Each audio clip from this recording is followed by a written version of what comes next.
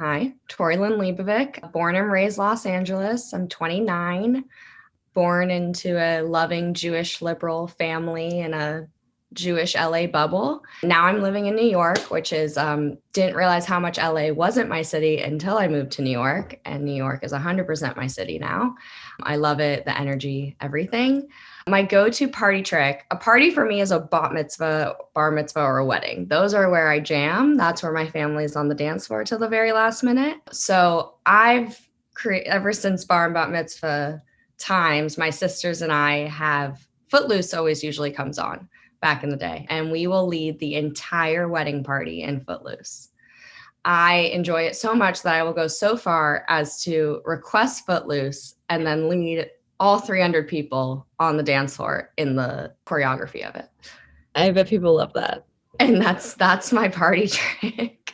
Arguably, people might come back from that wedding and be like, this was the highlight of my wedding. What is borderline personality disorder and how does it manifest? So I was like, no anxiety, no depression as a kid. That was obvious to my older parents. In hindsight's always 2020. And like me not hanging out with friends on a Saturday night, probably a major sign that I had some sort of anxiety and depression.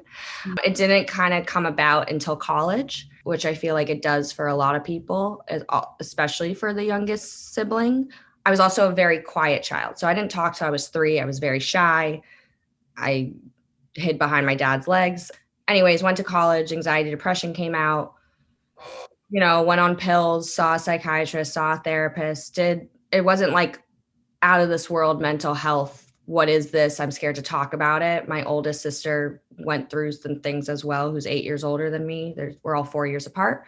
So it wasn't like a new phenomenon to me. It was like, I have this, my brain chemistry is different. I need this pill to take it, and the end.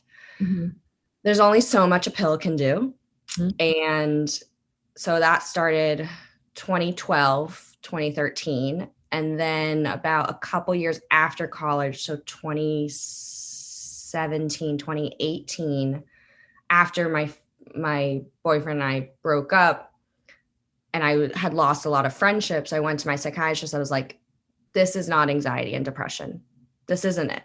Because I know people with it, and I am having behavioral issues and relationship issues, and they're repeating, and I'm just exhausted at myself and how I react to these situations.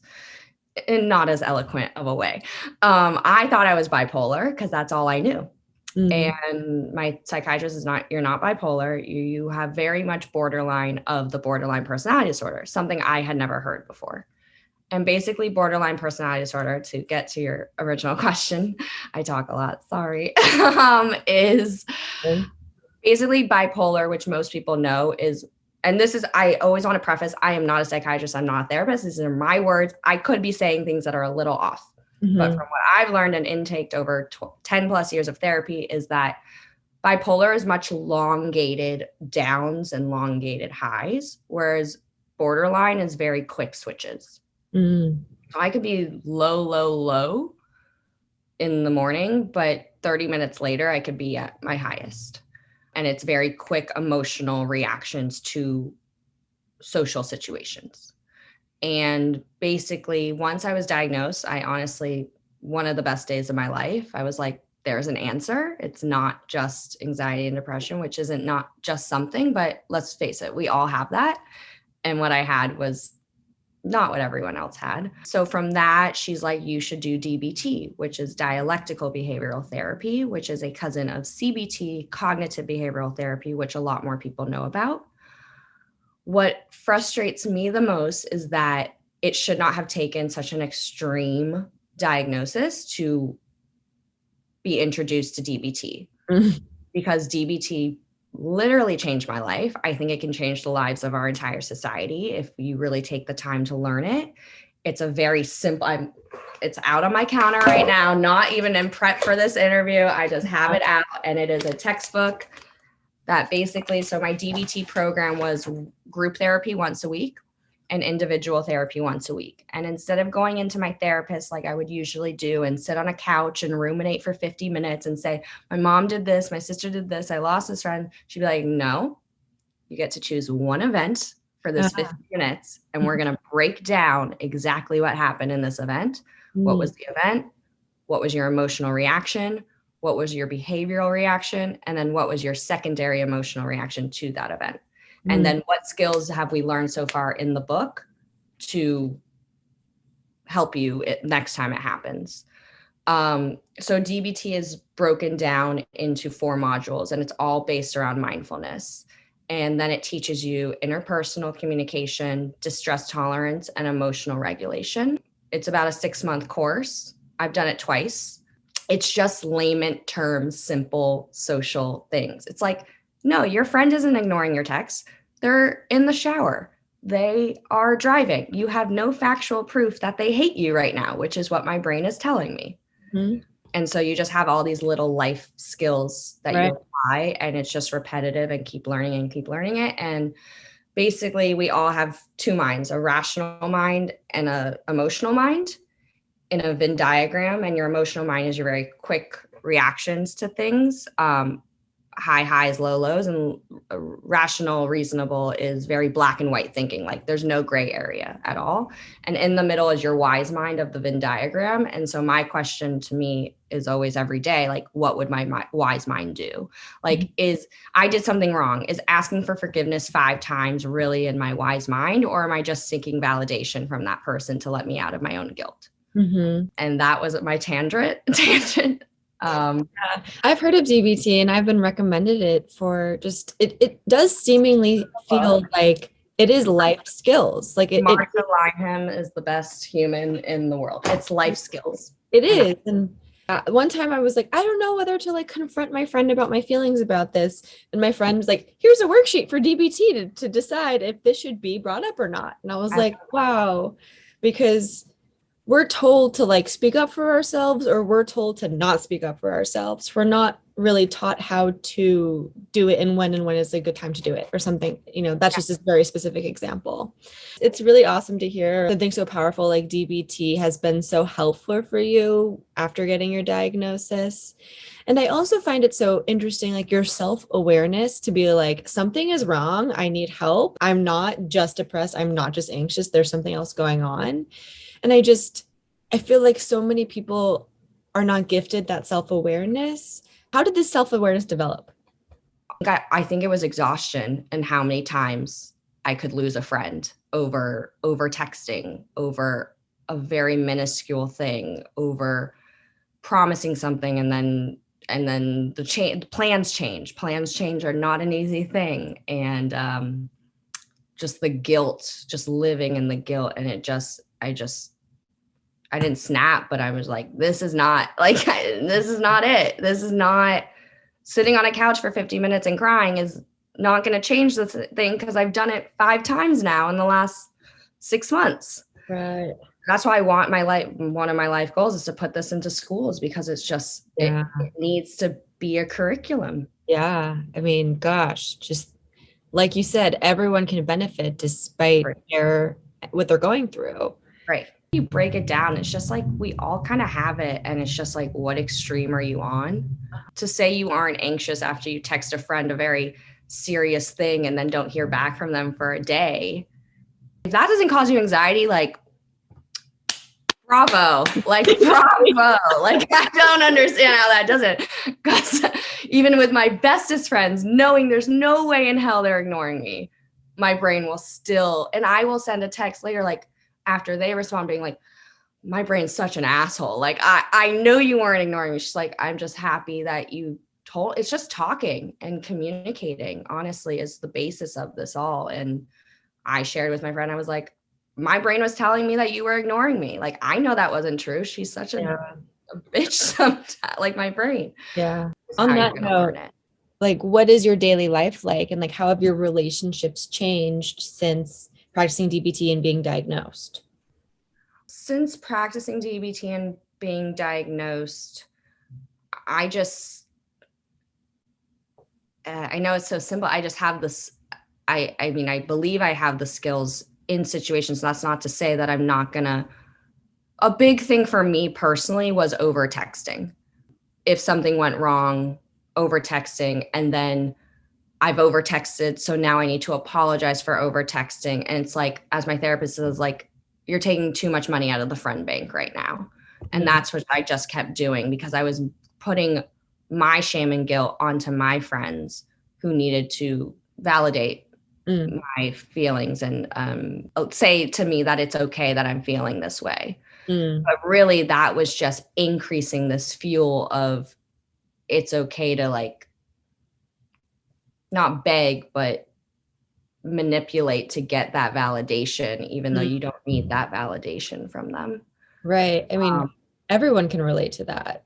Like when everyone's triggered and they're bummed about something, and then you just want someone to be like, I hear you and I see you, because like that's what you wanted your mom or your dad to do when you were little. Yeah. Like your feelings are valid. Yeah. But it's like kind of takes away the self-soothing aspect of being like, I'm feeling bummed right now, and I don't necessarily need someone to validate that someone hurt my feelings or anything like that. I mean, this is a lesson for myself. I'm like, I'm constantly looking for someone to be like, I hear you.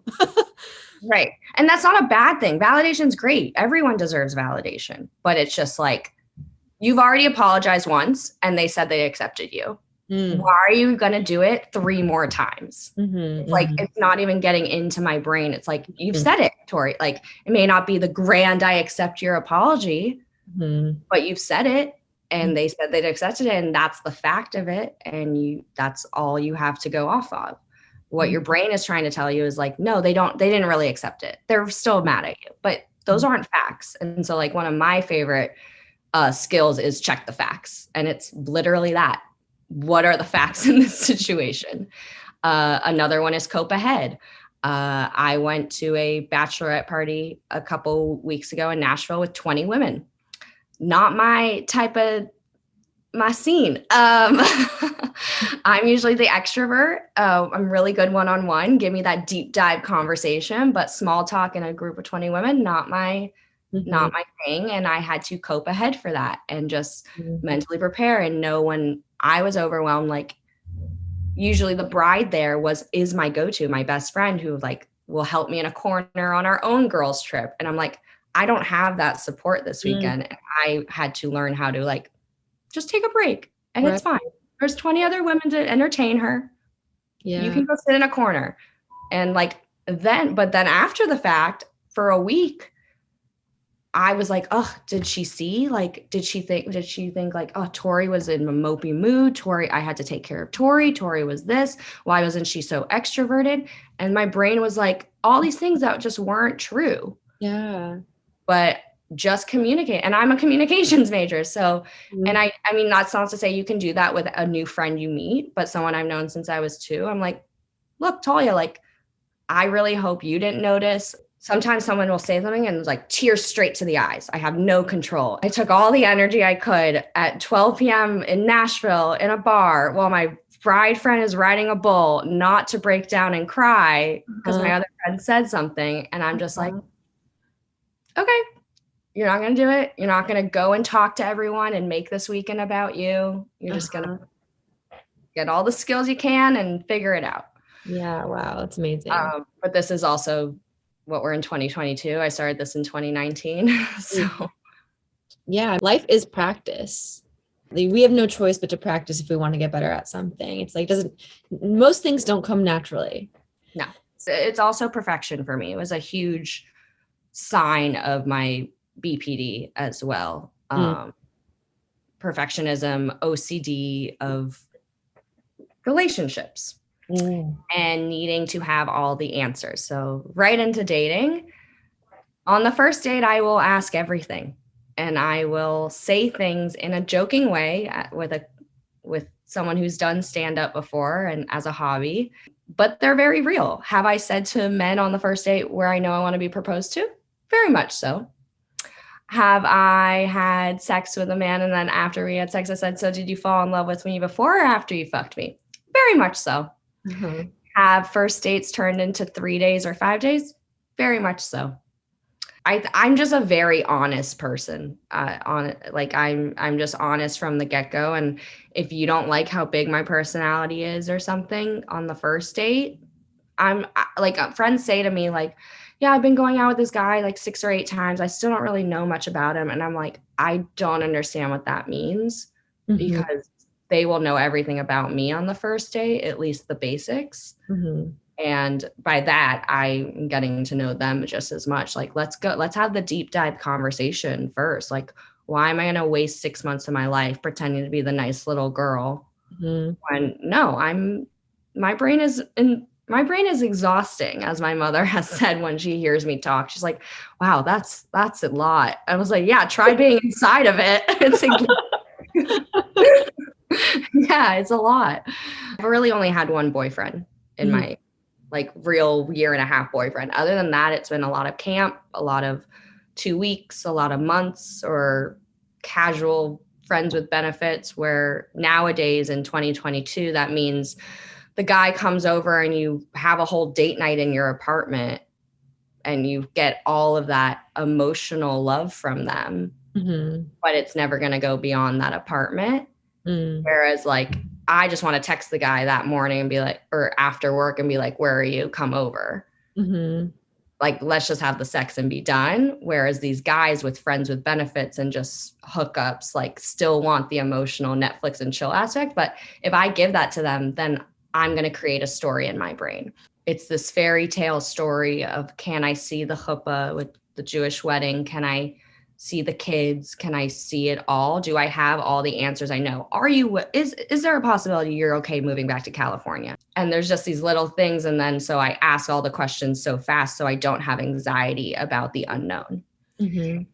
So it's really interesting we're having this talk now, because I recently have met someone where I am doing everything 100,000% different than I've ever done it before. Mm-hmm. I'm throwing that up to the universe and how our energies personally align with each other. So when I go on a date in New York, I'll most likely sleep. If I have a vibe, I'll sleep with the first person. I mean, you might as well get sex in and you might as well learn what you're working with. Mm-hmm. And then that could develop into something for a couple months, on and off, or we'll talk about kids, and we're both Jewish and we're both from LA and we live near each other in New York. So let's create the fantasy. Mm-hmm. We have all the same alignments. Let's make this work. Mm. To them, to me, it's real. To me, everything I'm saying is very real. To them, usually it's nice to say, but they don't have real meaning behind it. Mm.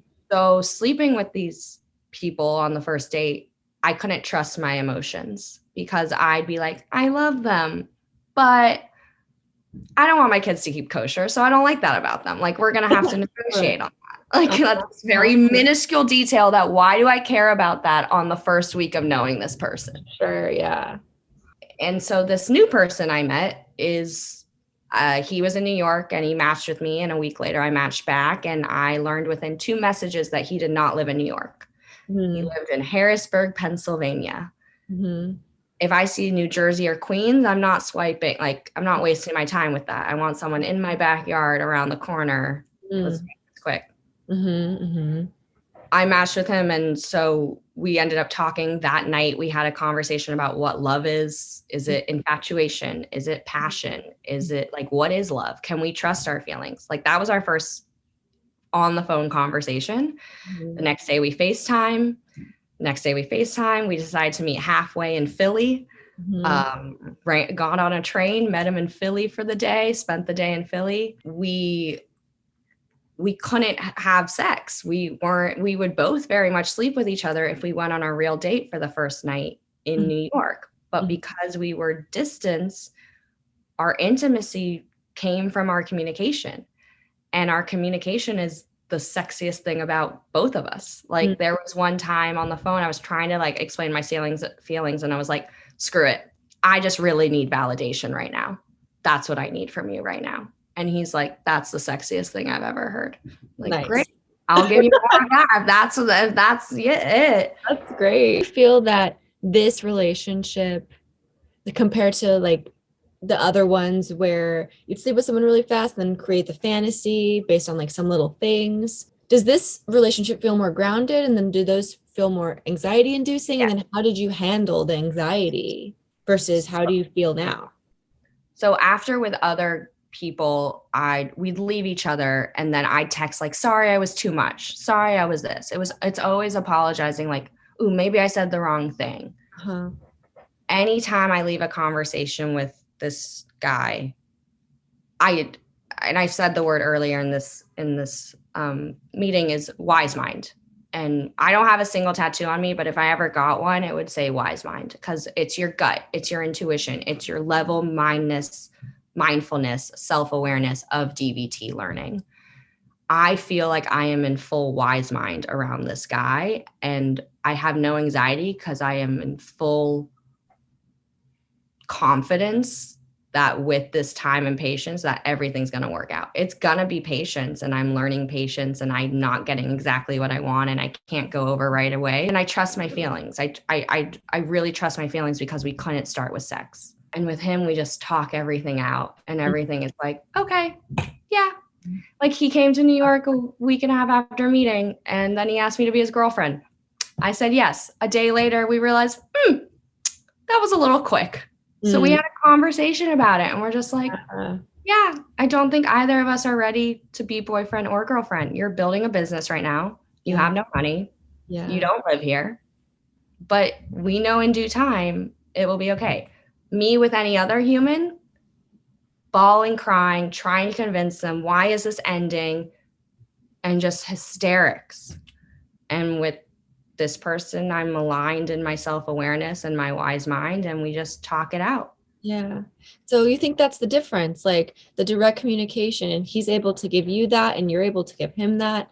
So it just breeds like a safe, trusting, like also exciting, comfortable dynamic. It's the number one thing. It's just communication. Yeah. And it's like, there isn't any breakdowns. It's like, okay, let's just talk this out. And it's like, I'm fine if it doesn't go the way I want, because in the end, I believe that we're good. Like, we have the communication and it's fine. There's no fear of loss with this person. Right. So are you really upfront when you disclose about your mental health, or do you just like let it evolve? Like, oh yeah. It's interesting you asked that. I feel like I am, if I feel the openness from them. Like, I know on first dates, I very much have mentioned it. And I know on first dates, I've also felt hesitant to mention it. And that didn't make me feel good. Right. Because it's a huge part of my personality. But I know that the world doesn't, they're going to hear those. There's people in the world that are going to hear it and be like, whoa, like, this bitch be crazy. Like, bipolar is a very scary word. Yeah. And I think BPD, borderline personality disorder, is, I think it's been thrown out a little. I think Pete Davidson has it. And it's also rare for a male to have, not rare, but it's more in females than in men. So I do, you asked that question, I just remember, I don't remember the date exactly, but I remember being on a date and being hesitant to say it. And I think I did say it, and they reacted so like, I felt before saying it, I was like, I don't know how I don't know how it's going to go. It could also be with a Jewish guy and a non-Jewish guy. I think Jews know about mental health. Yeah, I think it just depends on the environment. And I am an empath, and I do feel people's energies and emotions very strongly. And I know it's just an intuition with me, really. But I would say 99% of the time, yeah. I also put it on my profile that I think I'm a DBT advocate. This is kind of a big one, and answer it however you feel fit. You might have already answered it. What is your biggest life lesson to date? And like, what advice would you give like a past version of yourself? Radical acceptance is a big skill in DBT. So like, I moved across the country 30 days before a pandemic hit. I could have gone in a deep hole. All my plans ruined. I turned to DBT and the skills, and I was like, and radical acceptance is like, there is someone an old childhood friend who I wanted to reconnect that friendship, and they just didn't want to. And I had to radically accept that there is nothing I can do in my willpower to convince this person, to convince the world that we're not a pandemic. And it's not an easy task. On that relationship, sometimes I have to radically accept every day on it, that it's just not going to happen. So that's one. One that I actually heard, it's not mine. I think I saw it on a TikTok or a reel or something, but it was advice from like older generation. And it was like, and I've been using it for the last couple months, break your day up into 4 parts. So if the first part you sleep in, I like to sleep in. I didn't wake up till right before this. Society and my older generational parents think that's a failure. So, but I may not get up till 12, but I'm also working till 3 a.m. on my art. So, but anyways, you can break your day up into 4 parts. And if the first quarter you didn't do it, you had a lazy morning, fine. You still have 3 whole parts of the day. First half, okay, you still didn't do it. You still have a whole half of a day. We don't need all that time in the day to get things done. I actually do better on shorter time and more things to do at one time. This is why I disagree in the 40-hour work week. I don't need 40 hours to do this job. Totally agree. 40-hour work week was created for a man with a 1950s housewife. Break your day up into 4 parts. If the first couple parts aren't what you did, you still have a whole part or quarter that something can be done. Even if it's just picking up your dry cleaning, that's still something that needs to be done on your list. Even if it's just cleaning your apartment, you still did something. You may have not applied to all the jobs you said you were going to do, or finished the project you've been having on your desk for 6 months, but you did the little things, and it may have taken a lot of energy, and it may to a billionaire not seem like anything, but to you, it was a huge accomplishment. There are some days where I sleep and I feel like shit and I should get up. And then finally my DBT skills in and I do opposite action because and this is a big one, your behavior changes your emotions. Your emotions don't change your behavior. And so you may not want to go on a run, but once you put those shoes on, your emotion is going to change from the behavior you just did. You may want to sleep in bed and crawl under the covers all day long, but once you step on that floor and just go to the bathroom, you're going to change your behavior and your emotion. You're going to change your emotions from that behavior that you did. And yes, you may have not started till 3 p.m. in the afternoon. You still got a whole day to do something. Don't let society tell you your timetable. That is fucking good advice. That's for literally everything. Life timetable, day timetable, all of it. And I radically accepted during COVID that I'm not living the Jewish LA bubble lifestyle of college, get that career, find that husband, marry, have kids. I accepted that that's not the path for me. And I'm okay getting married later in life. I'm okay if I don't meet someone and I have kids at 35. And just it's all retraining and reformatting and your brain and how you think you should be and what path you should be on. Thank you so much for having me. A part of my brain saying, apologize for talking too much, but I'm gonna get some really good stuff to say. And this is a space for you to talk. Like, I'm interviewing you, so I want to hear what you have to say. And we got to keep talking about this kind of stuff. We have to feel understood and inspired. First of all, I want to say thank you so much for listening, reading, or watching the very first BodyTalking interview series for Club BodyTalk.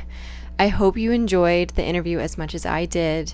And I know that after speaking with Tori, I learned a lot, and I found myself sharing what I learned with anyone who would listen. I want to end every single interview that we do with BodyTalking with some self-reflective questions. Something Tori mentions a lot in her interview is the question, what does my wise mind say? And if you need a refresher, I will link a couple of DBT links to understand what that exercise entails. Another one is, when making a decision, does this decision align with my self-value and life goals? Take some time to journal about these, or write them in your phone for an easy access reminder, or put them on the wall if you really connected with them. I find myself needing to reference things like this all the time to keep myself in check. And I just want to remind you that self-reflection leads to empowerment and pleasure.